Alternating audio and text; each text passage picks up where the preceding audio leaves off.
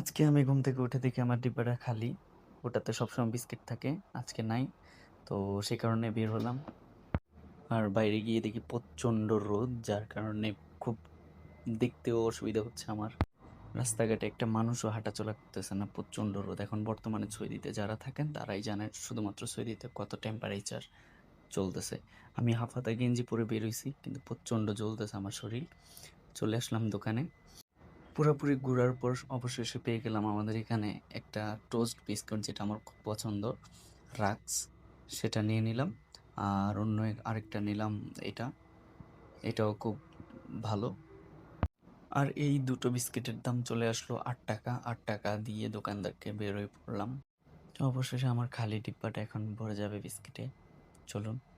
এখানে দেখুন প্রচণ্ড রোদ, যার কারণে বাইরে একটা সৌদি তো দূরের কথা, একটা বাঙালি মানুষকেও দেখতেছি না। তো আমাদের বিলাতে একটা জিনিসই আমার ভাল লাগে, সেটা হচ্ছে যে লিফট আছে, যার কারণে আমরা ৩ তলা ৪ তলা ৫ তলা থেকে নামলেও আমাদের কোনো কষ্ট হয় না। যার কারণে টুপটাপ নেমে যাই নিচে, কিছু একটা লাগলেই চলে আসি। অবশেষে চলে আসলাম রুমে। রুমে এসে এখন টেস্ট করব বিস্কিটটা কেমন। বিস্কিটটা আসলে খুবই মজার ছিল। যদি ভিডিওটা ভালো লাগে সবাই লাইক, কমেন্ট, শেয়ার, সাবস্ক্রাইব করে দিবেন। ফেসবুকে যদি নতুন হয়ে থাকেন তাহলে ফলো দিয়ে সাথেই থাকবেন। আসসালামু আলাইকুম।